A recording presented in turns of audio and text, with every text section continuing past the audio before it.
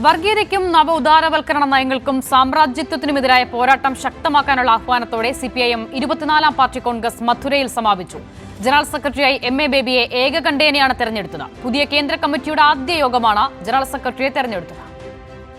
PB അംഗം Muhammad സലീമാണ് general സെക്രട്ടറിയായി MA. ബേബിയുടെ പേര് നിർദ്ദേശിച്ചത്. PB അംഗം അശോക് ധവള പിന്താങ്ങി. പുതിയ കേന്ദ്ര കമ്മിറ്റി എം.എ. ബേബിയെ സെക്രട്ടറിയായി തിരഞ്ഞെടുത്തതായി PB അംഗം പിണറായി വിജയൻ പ്രഖ്യാപിച്ചു.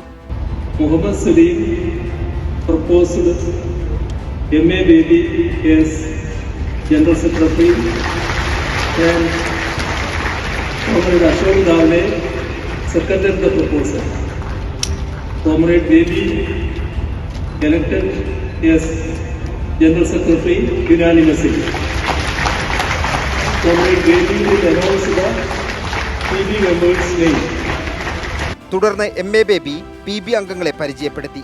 പുതിയ പോരാട്ടങ്ങൾ ഏറ്റെടുക്കാൻ 24-ാം പാർട്ടി കോൺഗ്രസ് കരുത്തു പകരുമെന്ന് അദ്ദേഹം പറഞ്ഞു. The new political resolution needs to be discussed and formulated.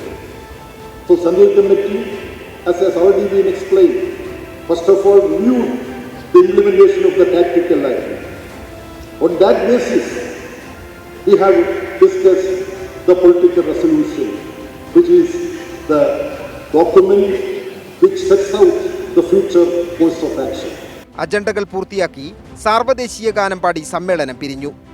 জাগো সর্বহারা অনশন বন্দীকৃত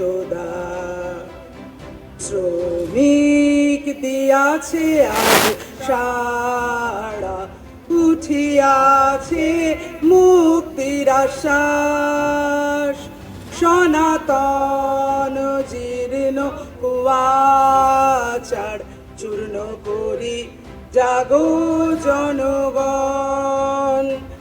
ഹാളിന് പുറത്ത് തടിച്ചുകൂടിയ പാർട്ടി പ്രവർത്തകർ മുദ്രാവാക്യം വിളികളോടെ പുതിയ ജനറൽ സെക്രട്ടറിക്ക് അഭിവാദ്യങ്ങൾ അർപ്പിച്ചത് ആവേശ കാഴ്ചയായി.